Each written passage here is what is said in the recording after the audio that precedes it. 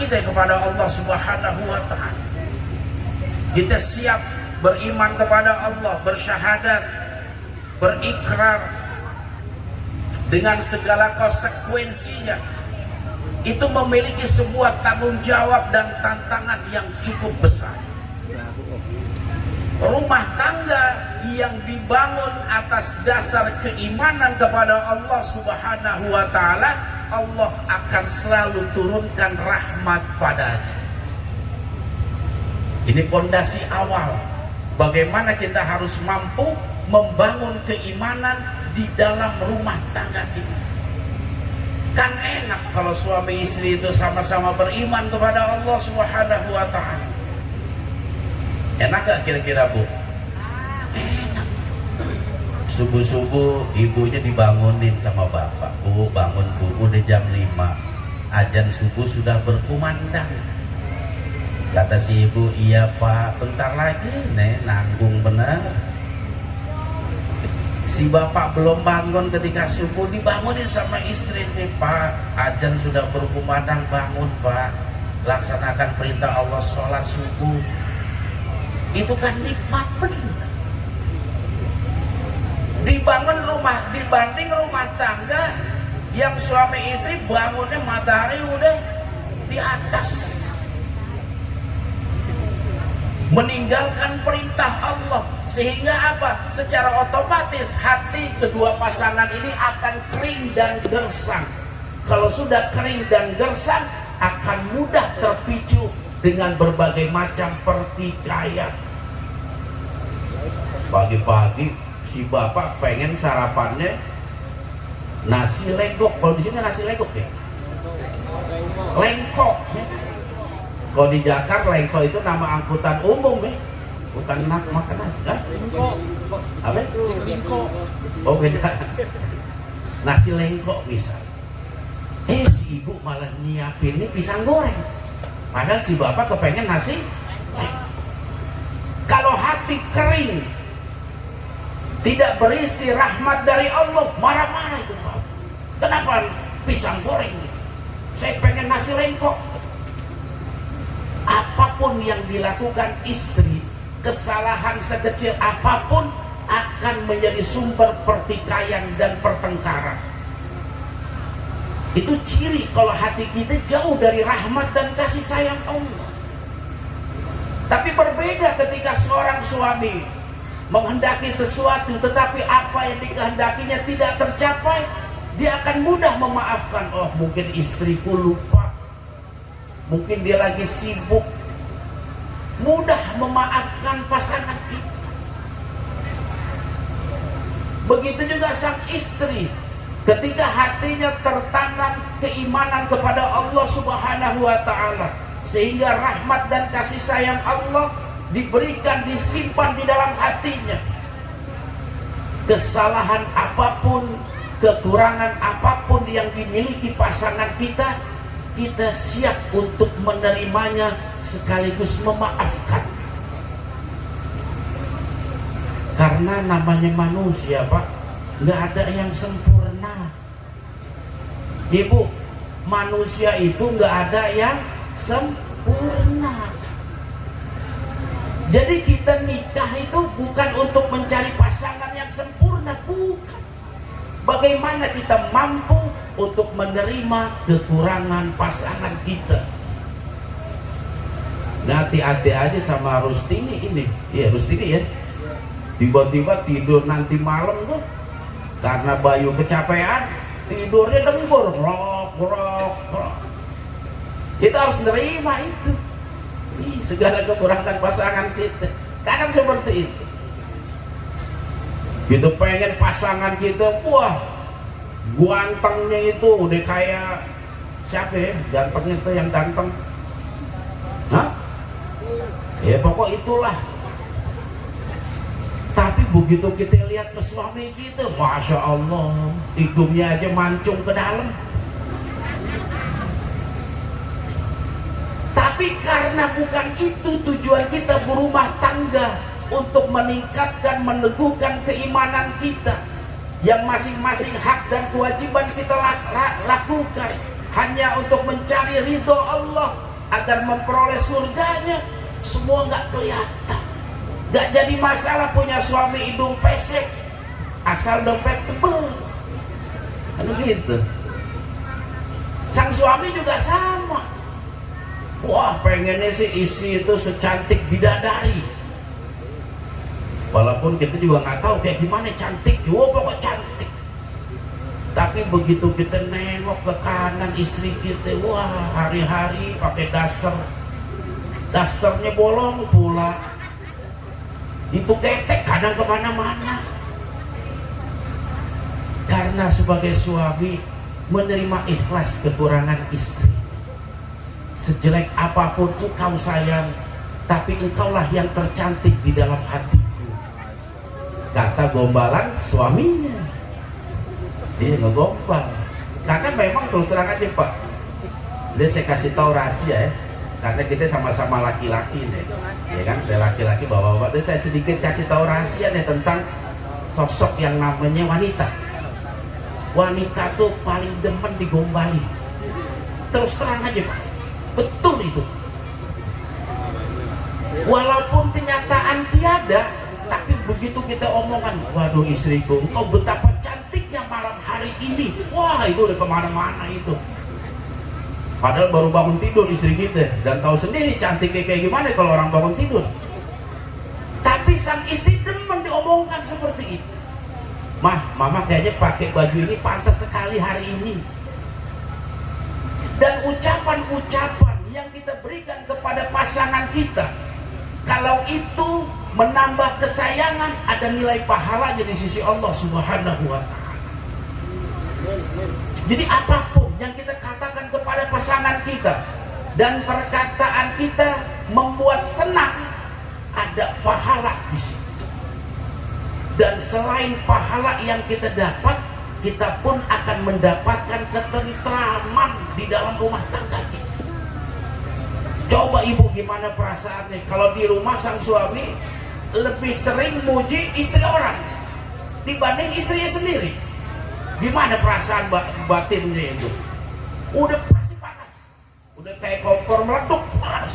Ini yang diomongin si A, artis A, betapa cantiknya, wah segala macam, masih panas. Begitu juga sebaliknya tuh, sang istri yang diomongkan, yang dipuji laki-laki lain, suami udah gak betah, bener pasti. Makanya dalam rumah tangga itu jangan lupa untuk saling berkata baik yang menyenangkan istri kita. Jangan sekali-kali kita hina mereka. Tiba-tiba kita ngelihat istri kita pakai jilbab terbalik misalnya, karena hati kita kering dari iman kepada Allah, kering dari amal soleh, langsung kita ngomong, bu itu punya otak dong kalau pakai jilbab, salah tuh jilbab. Gimana perasaan istri? Walaupun memang ternyata jilbabnya tertukar atau salah terbalik, pasti sakit hati. Nih bapak-bapak yang biasa ke masjid, udah kedengaran suara iqomah, main samper aja tuh baju koko, langsung dipakai, kancingnya di dalam terbalik. Sang istri langsung ngomong, itu gimana sih kalau mau sholat yang bener dong, baju terbalik tuh, dengan perkataan yang kasar.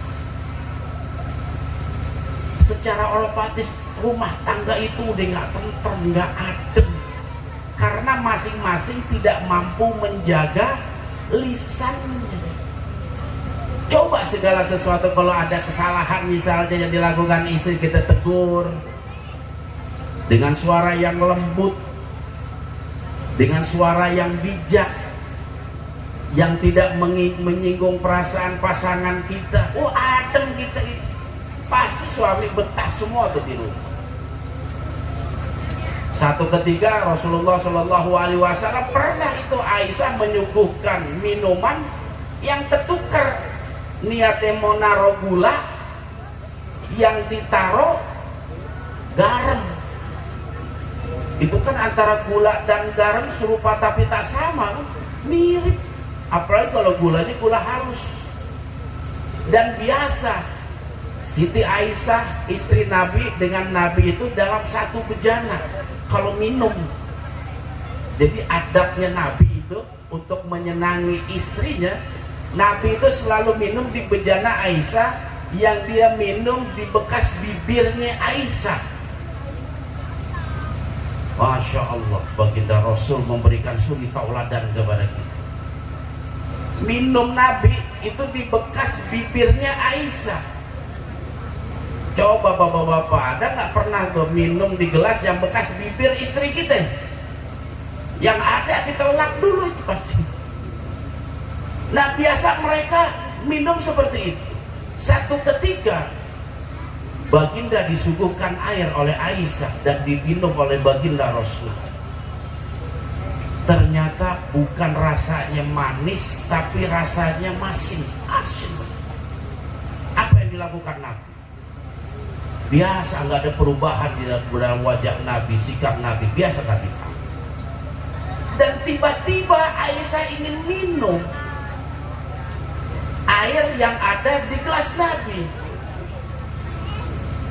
Serta merta baginda Rasulullah Shallallahu Alaihi Wasallam meminum habis air.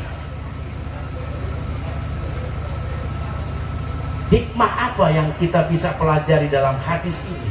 Nabi tidak ingin menyinggung, menyakiti hati Aisyah, sehingga apa yang disuguhkan oleh Aisyah dia terima tanpa dia berkata kasar kepada istri, tanpa dia melakukan tindakan-tindakan yang akan mengganggu kestabilan umum. Dijaga seperti itu. Itulah akhlak baginda Rasulullah Shallallahu Alaihi Wasallam. Bapak-bapak pernah nggak kira-kira minum kopi yang dikasihnya garam bukan gula misalnya? Pernah Pak? Nggak pernah ya? Oh, ini ya bagus ibu-ibu sini ya. Nggak pernah salah dalam menyuguhkan kopi. Ketika kita mendapati situasi seperti itu, entah masakannya terlalu asin, rasa yang tidak berselera, kita harus mampu memberikan penghormatan kepada mereka. Karena kita semua tahu tugas istri kita di rumah kayak gimana, kita semua paham. Ya, jangan kelelahan hati mereka, kelelahan fisik mereka ditambah dengan buruknya ucapan atau lisan kita kepada mereka. Begitu juga sebaliknya. Makanya di sini dibutuhkan keimanan bagi pasangan suami istri dalam membangun rumah tangga. Iman kepada Allah merupakan pondasi segala aspek kehidupan.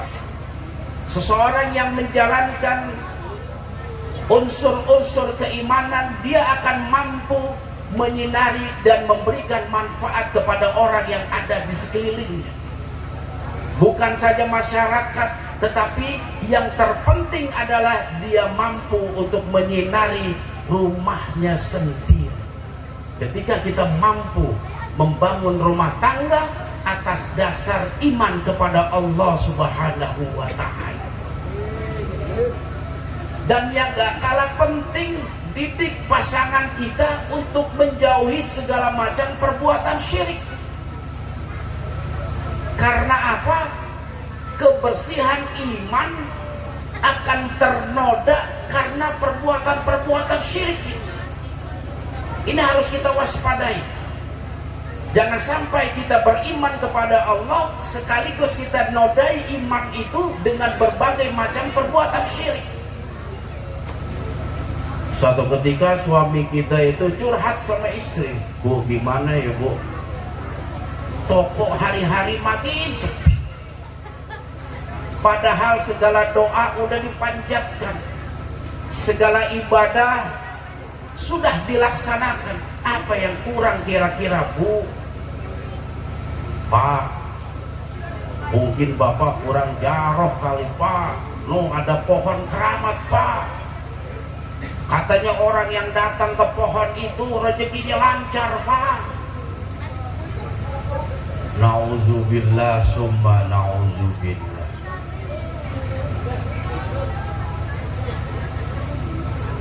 pergi ke dukun, minta jimat, penglaris usaha. Parahnya lagi, kita datengin gunung, kita datengin laut untuk mencari kekayaan. Masyarakat kita masih banyak yang seperti itu. Begitu sakit, ya dicari dukun. Usaha macet, yang dicari dapat jabatan, yang dicari Masya Allah. Harus bisa saling mengerti dan memahami untuk menjaga kebersihan iman kita kepada Allah Subhanahu wa ta'ala.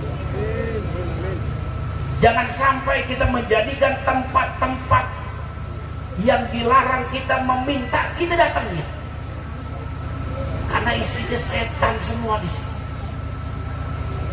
Padahal kita semua paham dan tahu yang memberikan rizki kepada kita Allah, yang memberikan kesembuhan kepada kita Allah, yang memberikan jabatan, keselamatan, pertolongan adalah Allah.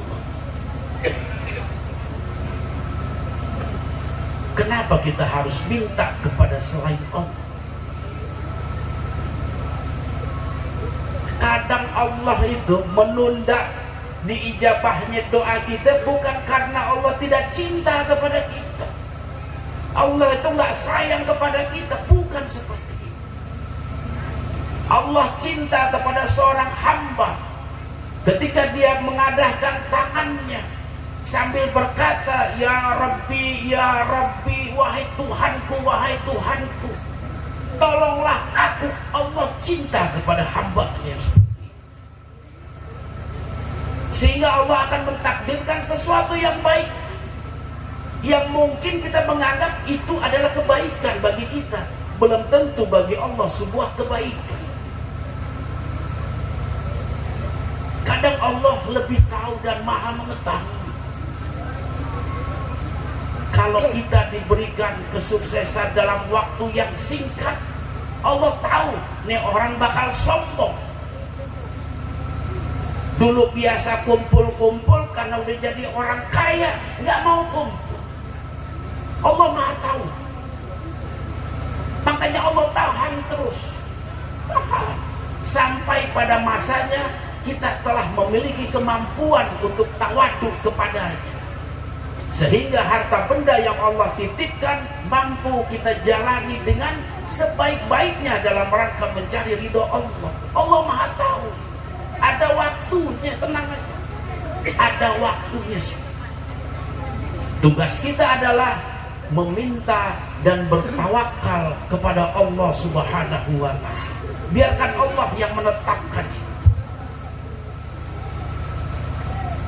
Kita sakit misal, udah berobat di dokter, berobat di puskesmas, rumah sakit, bahkan rumah sakit satu kabupaten udah didatengin, doa udah kita laksanain, baca Quran tiap hari kita lakuin, Allah masih belum memberikan kesembuhan kepada kita. Sabar.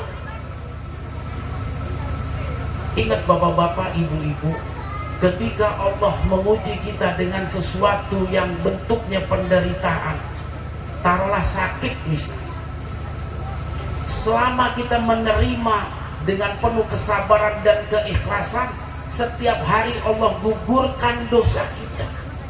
Tiap hari Allah gugurkan. Dan ini anugerah yang luar biasa. Anugerah. Kalau saya tanya ke bapak-bapak, ibu-ibu, mau nggak kira-kira masuk surganya Allah? Pasti jawabnya mau, Pak Ustaz. Mau. Betul kan, Bu? Pasti mau. Tapi kira-kira nih kalau kita bermuhasabah, malam ini Allah suruh kita pulang misalnya, Bu, suruh pulang kita sama Allah. Pulang, waktu di dunia udah cukup. Mampu gak kita menggapai surganya Allah dengan keterbatasan amal soleh kita? Mampu gak kira-kira? Kecil kemungkinan, kecil. Makanya kalau kita mengharapkan surga karena ibadah kita, jangan harap. Kecil. Walaupun kita sholat, walaupun kita puasa, walaupun kita sedekah dan lain sebagainya, karena itu pun masih tanda tanya, diterima atau tidak itu sholat kita. Itu pun masih tanda tanya. Taruhlah itu semua diterima, masih belum mampu. Kalau Allah tidak memberikan rahmatnya kepada kita untuk dapat masuk ke dalam surganya Allah Subhanahu wa ta'ala. Makanya yang diperlukan oleh kita dalam menjalani hidup ini adalah ampunan Allah Subhanahu wa ta'ala. Yang terpenting itu ampunan. Baginda Rasul, manusia terbaik yang tidak pernah melakukan dosa, bahkan ibadahnya melebihi siapapun di alam dunia ini, setiap hari 100 kali istighfar kepada Allah Subhanahu wa ta'ala. Rabbighfirli wa tub alayya innaka antat tawwabur rahim. Rabbighfirli wa tub alayya innaka antat tawwabur rahim. Itu istighfarnya baginda Rasulullah sallallahu alaihi wasallam 100 kali. Yang sholatnya nggak pernah telat, akhlakul karimahnya luar biasa, istighfar sehari 100 kali. Coba cermin kepada kita sendiri. Sholat kadang terlambat, kadang berbuat baik juga males-malesan, nggak pernah istighfar tiap hari. Makanya dalam hidup itu yang terpenting adalah bagaimana Allah mampu memberikan ampunannya kepada kita. Kadang kita sebagai hambanya ada kesalahan yang memang sengaja kita lakukan ataupun kesalahan yang tidak sengaja. Ada kesalahan yang secara terang-terangan kita lakukan, ada juga kesalahan secara tersembunyi. Disitulah kita butuh Allah ampuni kita dari berbagai macam dosa, sehingga keimanan kita kepada Allah tetap terjaga, yang pada akhirnya memiliki efek dalam rumah tangga kita. Karena kita paham, kita juga pernah melakukan kesalahan. Ketika istri berbuat salah, kita akan mampu memaafkan. Jadi nggak ada itu bahasa tiada maaf bagimu, nggak ada itu. Kita harus mampu memaafkan kesalahan pasangan kita, harus mampu, karena Allah adalah zat yang maha pengampun. Rumah tangga yang dibangun atas fondasi iman dan amal soleh akan mampu memberikan ketentraman, menciptakan rumah tangga yang sakinah, mawaddah, warahmah. Dan ini yang saya pesankan kepada pengantin baru.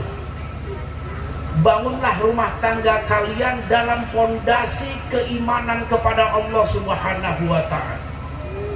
Dalam kondisi apapun, jangan sekali-kali meninggalkan ibadah sholat 5 waktu. Kondisi apapun, gak ada alasan. Jaga itu. Agar apa? Agar ketika kita butuh pertolongan Allah, Allah akan segera tolong kita.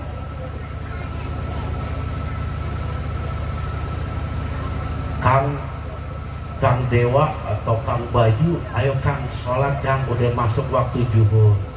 Entar dulu Neng, nanggung nih, ada pekerjaan.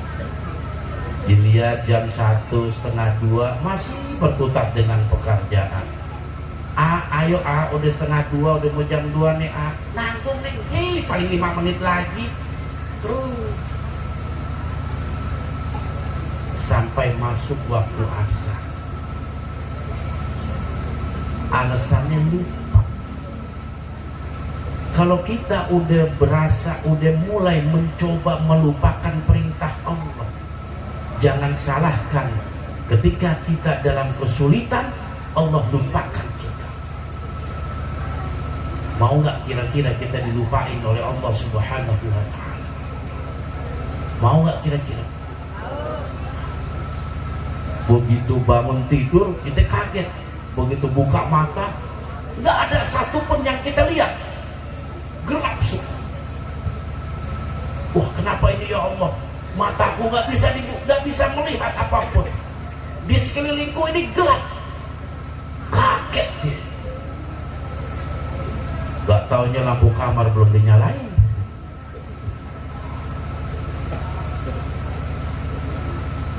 Ternyata Allah lupa memberikan nikmat penglihatan kepada hamba. Walaupun kadang kita selalu melupakan perintah Allah, Allah nggak pernah lupa atas nikmatnya yang diberikan kepada kita. Bangun tidur tetap kita diberikan penglihatan, diberikan pendengaran. Bahkan ketika menggerakkan dua kaki ini masih bisa kita lakukan.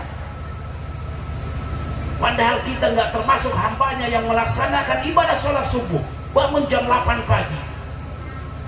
Tapi tetap Allah berikan nikmat. Coba bayangin tuh, kalau tiba-tiba kita bangun, kita nggak bisa melakukan pergerakan, apa yang terjadi? Penyesalan bagi kita. Allah tetap sayang kepada hamba, tetap Allah ingat kepada hamba, tetap Allah memberikan karunia kepada hamba. Walaupun hambanya itu jauh dari Allah. Makanya kadang lamanya doa kita diijabah oleh Allah Subhanahu wa Ta'ala bukan karena Allah jauh dari kita, tetapi karena kita yang menjauh dari Allah Subhanahu wa Ta'ala. Kitanya yang terus menjauh, sehingga terasa lama ketika kita memohon kepada Allah. Ketika kita diuji dengan satu musibah, terasa lama. Musibah itu berlalu. Ternyata persoalannya kita menjauh dari Allah Subhanahu wa Ta'ala. Bukan karena Allah jauh dari kita.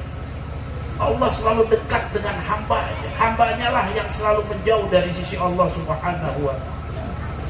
Maka bangunlah rumah tangga kita penuh dengan keimanan dan amal soleh, sehingga gonjang-ganjing yang mungkin nanti akan dirasakan dilalui oleh pasangan baru kita mampu diselesaikan dengan baik. Solusi-solusi dalam rumah tangga, persoalan hidup dan lain sebagainya, karena kedekatan diri kita kepada Allah, kita mampu menjadi hambanya yang sabar, yang tabah dalam menjalani ujian. Karena setiap manusia pasti memiliki ujiannya tersendiri yang harus mampu kita lalui dengan baik. Ya ayyuhalladzina amanu sabiru wasabiru warabit. Kita harus selalu sabar apapun yang telah Allah takdirkan kepada kita, baik takdir baik ataupun takdir yang buruk, kita harus selalu sabar.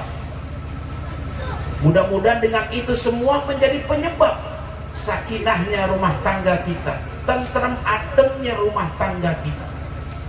Dan yang kedua, dalam membangun rumah tangga yang sakinah mawaddah warahmah adalah rumah tangga yang senantiasa zikrullah, berzikir kepada Allah, selalu menyebut dan mengingat Allah di dalam rumah kita. Ketika makan suami istri, jangan lupa menyebut nama Allah. Ada doanya di situ. Apa doa makan, Bu? Apal nggak, Bu? Doa makan, Allahumma lakasumtu wabika,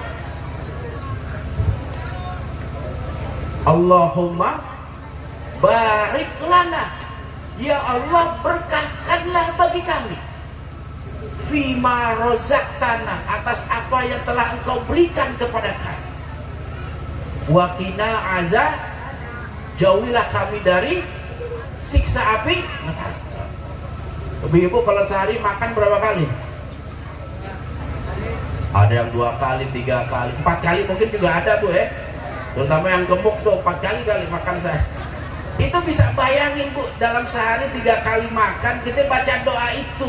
Udah 3 kali kita minta sama Allah, jauhilah aku dari siksa api neraka. Satu aja doa kita diterima sama Allah, satu nih, aman kita hidup.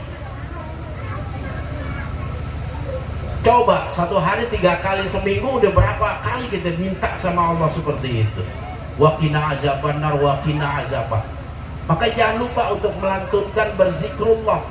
Ketika makan kita zikrullah, ketika keluar rumah ingetin tuh para suami, jangan lupa baca doa. Bismillahirrahmanirrahim, tawakkaltu 'alallah, la haula wala quwata illa billah. Jangan sampai lupa itu. Ingetin para istri kalau suaminya pengen ke ladang, ke tani, kerja, dagang dan lain sebagainya, Pak jangan lupa baca doa. Biar Allah memberikan keselamatan dan keberkahan dalam mencari rezeki itu.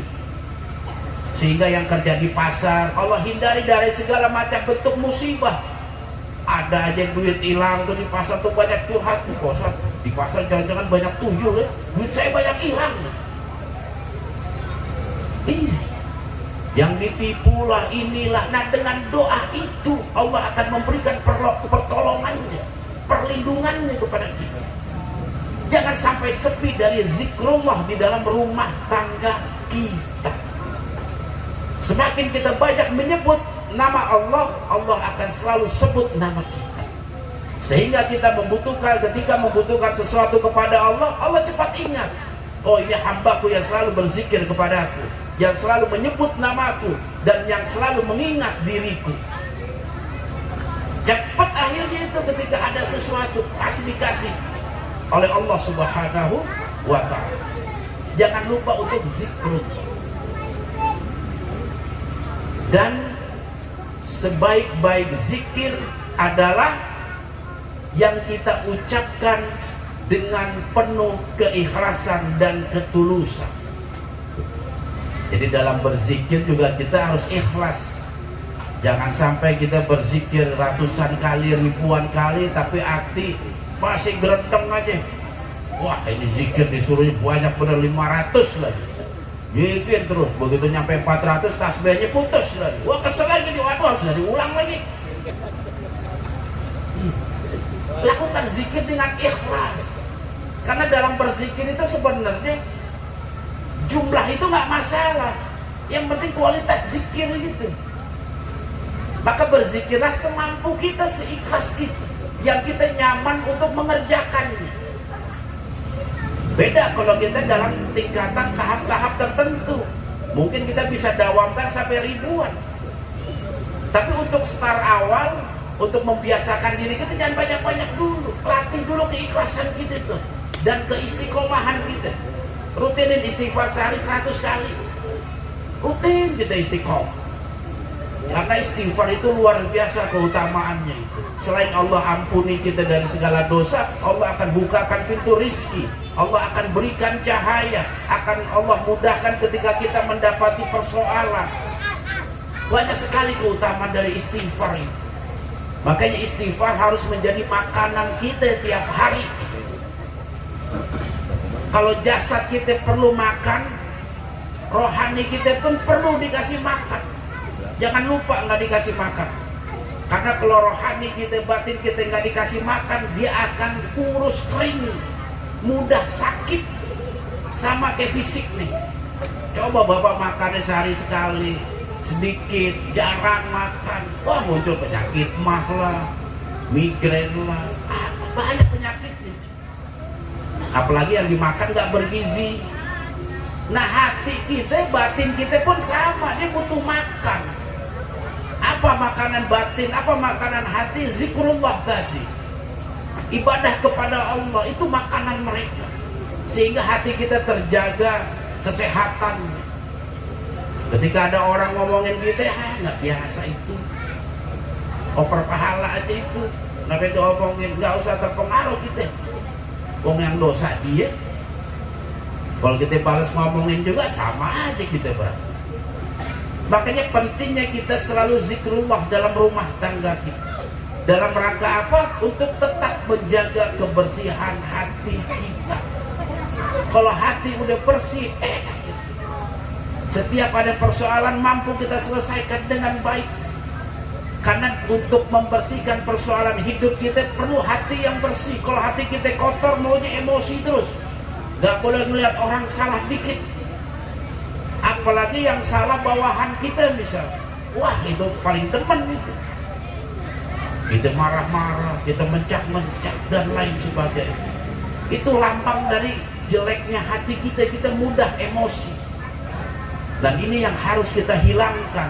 Bagaimana cara menghilangkannya? Zikrullah.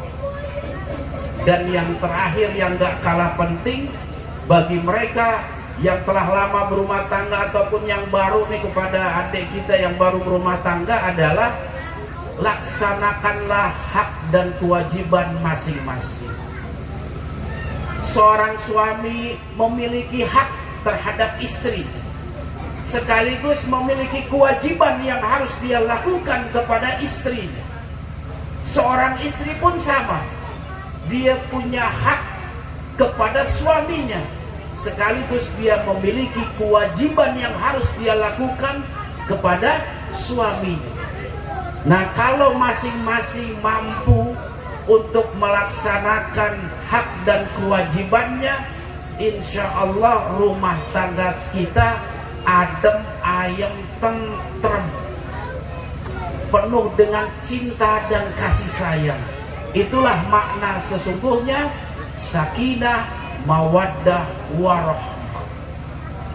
Jadi setidaknya ada 3 hal yang harus kita lakukan untuk mampu menjadikan rumah tangga kita rumah tangga yang sakinah, mawaddah, warahmah, yang kita sebagai istri tentram berada di dalamnya, kita sebagai suami tentram di dalamnya, sehingga menjadi rumahku adalah surgaku.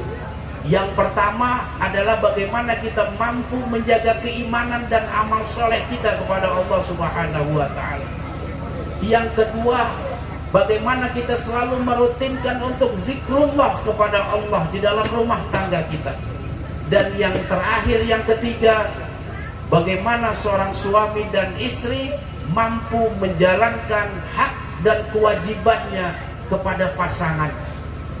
Kalau masing-masing mampu melaksanakan kewajiban dan tidak terlalu menekankan untuk meminta haknya, insya Allah rumah tangga yang sama-sama kita dambakan semua, rumah tangga yang sakinah, mawaddah, warahmah, mampu kita sama-sama rasakan. Bapak-bapak, ibu-ibu, jamaah sekalian yang dirahmati Allah Subhanahu wa Ta'ala, kayaknya udah 10 menit ya, udah cukup lah ya, 10 menit. Mungkin itu saja yang dapat saya sampaikan. Mudah-mudahan yang sedikit ini dapat membawa manfaat kepada kita semua. Dimanapun kita berada, mudah-mudahan kita semua mampu dan bisa menjaga keimanan kita kepada Allah Subhanahu wa Ta'ala. Apalagi sebagai seorang bapak, seorang ibu, tentu harus mampu memberikan contoh suri tauladan kepada anak-anaknya, yang mana kebaikan-kebaikan itu pasti akan diikuti oleh anak-anak kita semua.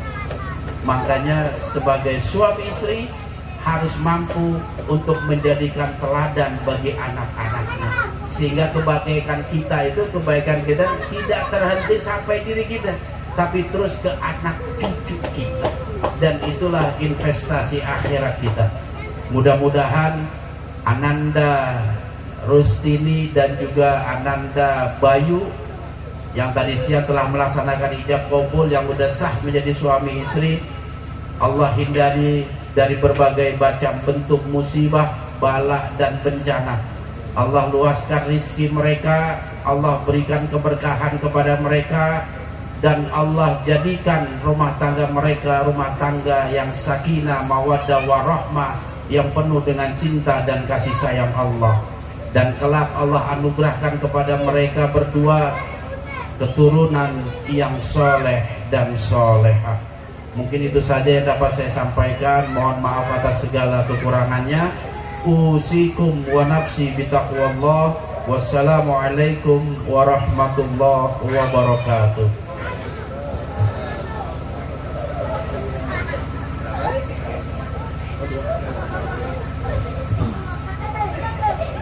Baiklah Bapak-bapak hadirin sekalian yang dirahmati Allah Subhanahu wa taala, sebelum sama-sama kita meninggalkan tempat ini, kita berdoa kepada Allah Subhanahu wa taala. Kita berharap doa kita diijabah dan diterima oleh Allah Subhanahu wa taala. Ala hazihi niyyah wa ala likulli niyatin salihah. Al-Fatihah. A'udzubillahi minasyaitonir rajim. Bismillahirrahmanirrahim. Alhamdulillahirabbil alamin arrahmanir rahim maliki yaumiddin. Iyyaka na'budu wa iyyaka nasta'in. Ihdinas siratal mustaqim. Siratal ladzina an'amta 'alaihim ghairil maghdubi 'alaihim waladdallin. Amin. Nastaghfirullahalazim, nastaghfirullahalazim, nastaghfirullahalazim. Alhamdulillahirabbil alamin. Hamdan syakirin, hamdan na'imin, hamdan yuafi ni'amahu wa yukafi'u mazida. Ya Rabbana lakal hamdu kama yanbaghi lid jalali wajhikal karim wa azmi sultani. Allahumma shalli wa sallim ala nabiyyina Muhammadin wa ala alihi wa sahbihi ajma'in. Allahumma arinal haqqa haqqa warzuqna ittiba'ah wa arinal batila batila warzuqna ijtinaba. Rabbana zalamna anfusana wa ilan taghfir lana wa tarhamna lanakunanna minal khasirin. Rabbana la tuzigh qulubana ba'da idh hadaitana wa hab lana min ladunka rahmah innaka antal wahhab. Rabbana ighfir lana wa liwalidina warhamhuma kama rabbayana shighara. Rabbana ighfir lana wa li ikhwanina allazina sabaquna bil iman wa la taj'al fi qulubina ghillan lil ladzina amanu rabbana innaka ra'ufur rahim. Rabbana hab lana min azwajina wa dhurriyyatina qurratal a'yun waj'alna lil muttaqina imama. Rabbana atina min ladunka rahmah wa hayyi lana min amrina rasyada. Rabbana atina fid dunya hasanah wa fil akhirati hasanah wa qina azabannar. Subhanaka rabbika rabbil izzati amma yasifun. Wassalamun alal mursalin walhamdulillahi rabbil alamin.